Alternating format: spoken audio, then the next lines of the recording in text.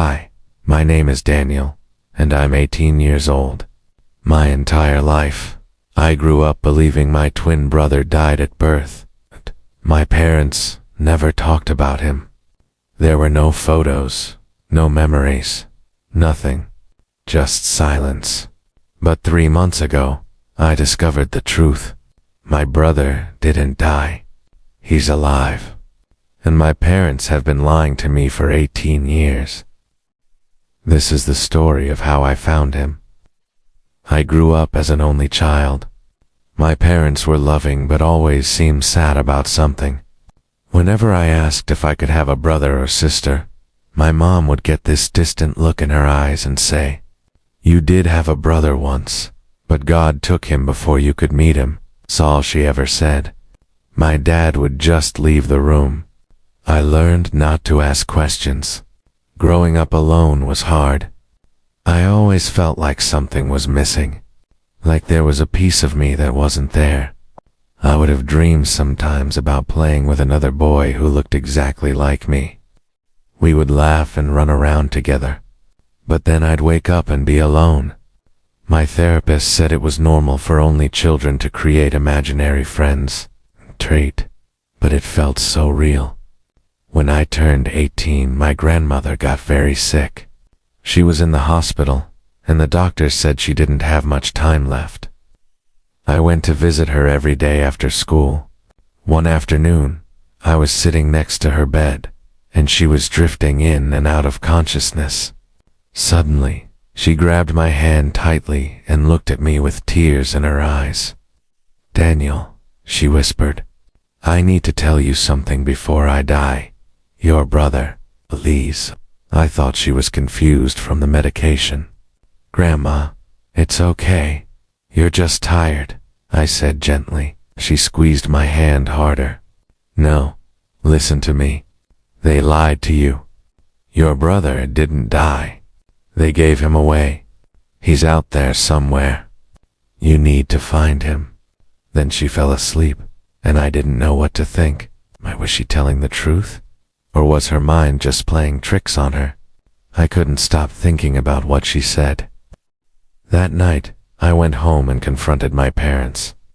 "Grandma said my brother is alive. She said you gave him away." The color drained from their faces. My mom started crying. My dad just stared at the floor. "Daniel, sit down," my dad finally said. "We need to talk."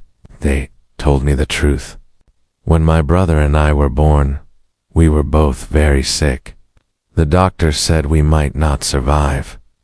We were in the hospital for months.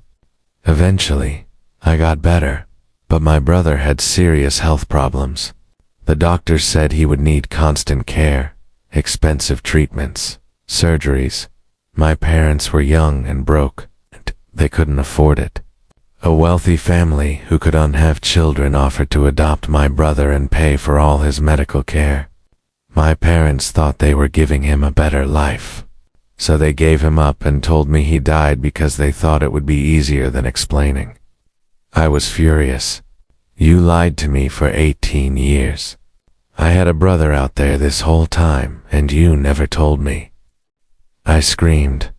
My mom sobbed. "We thought it was for the best. We thought if you knew, it would hurt you. We were trying to protect you, protect me. Took away my brother. You took away half of me," I yelled. I stormed out of the house and didn't come back for 3 days.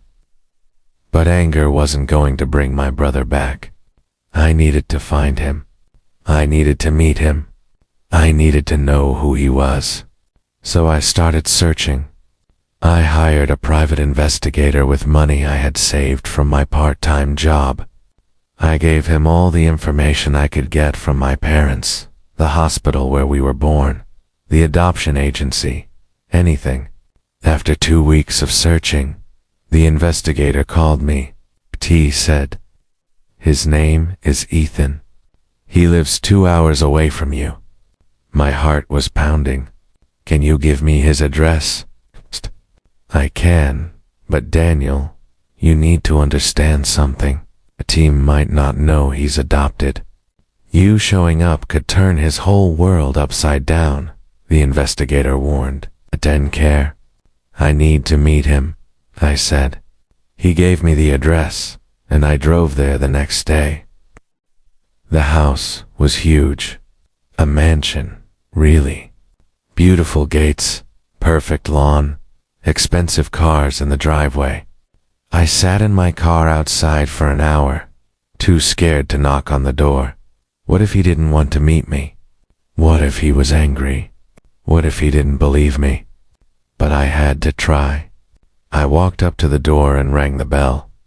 A woman in her 50s answered. She was dressed elegantly, with kind eyes. "Can I help you?"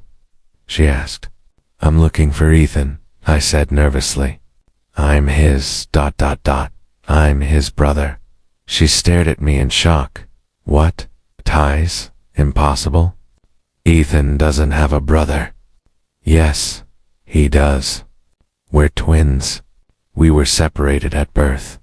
Please, I just want to meet him," I begged. Shay looked at me closely, and I saw recognition in her eyes. I looked just like him. "Wait here," she said, and closed the door. 5 minutes later, the door opened again, and there he was. Ethan, my twin brother. He looked exactly like me. Same eyes, same face, same hair. It was like looking in a mirror. We both just stood there, staring at each other in complete shock. "Who are you?" he finally asked. "I'm Daniel. I'm your twin brother. We were separated when we were babies. I just found out about you, and I had to meet you." He looked angry. "That's crazy. My parents would have told me if I had a twin brother." I pulled out my birth certificate and the adoption papers my parents had given me. "Look, we were born on the same day, same hospital, same parents. Your real name was supposed to be Ethan Rodriguez, but they changed it when you were adopted." He took the papers and read them carefully. His hands were shaking. "This can't be real," he whispered. His adoptive mother came to the door. "Ethan, it's true. We were going to tell you when you turned 21. We didn't want to confuse you. Your biological parents couldn't afford your medical care, so we adopted you. This boy is your twin brother." Ethan looked at me, then at her, then back at me. "I need some air," he said, and walked past me to the garden. I followed him. We sat on a bench in silence for a long time. Finally, he spoke. "I always felt like something was wrong. Like I didn't belong somehow. I thought I was just being stupid, but it was real. I'm adopted. And I have a brother. A twin brother," I corrected. He looked at me and laughed bitterly. "This is insane. My whole life is a lie." We talked for hours. I told him about my life, about our biological parents, about how I grew up thinking he was dead. He told me about his life. He grew up with everything: private schools, vacations, a huge house, loving parents who gave him the best medical care. But he always felt empty inside, like something was missing. "I used to have dreams about another boy who looked like me," he said. "Me too," I exclaimed. Maybe we were connected somehow, even though we were apart. Over the next few months, Ethan and I spent every day together. We discovered we had so many similarities. We liked the same foods, had the same sense of humor, even had the same weird habits. But we also grew up in completely different worlds. He was rich, I was middle class. He went to private school. I went to public school. He had opportunities I never had, and I felt angry about it. Why did he get the perfect life, while I got the normal one? We were both abandoned by our parents.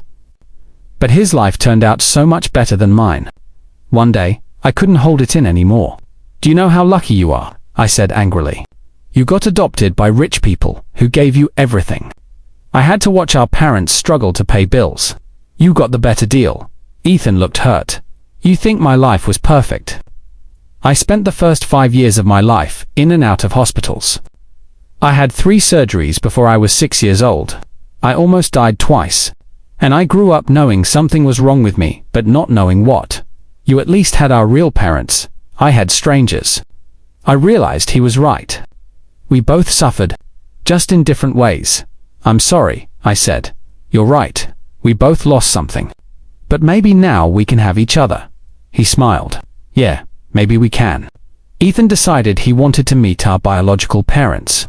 I set up a meeting at a cafe. When our parents walked in and saw both of us sitting together, my mum burst into tears.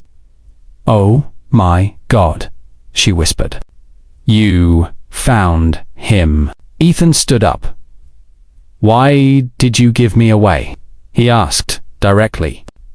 My mum tried to explain, but Ethan cut her off. "I don't want excuses. I want the truth."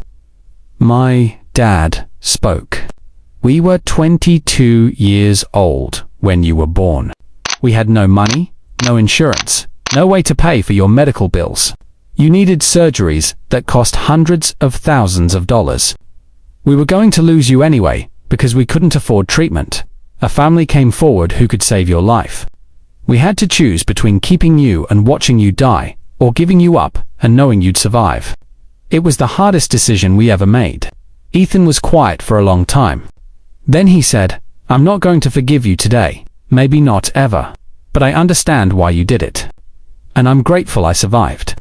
But you should have told Daniel the truth. He deserved to know about me." Our parents nodded. "You're right. We made mistakes. We're sorry." Now, Ethan and I talk every day. We're building a relationship. It's complicated because we're basically strangers who happen to share DNA, but we're trying.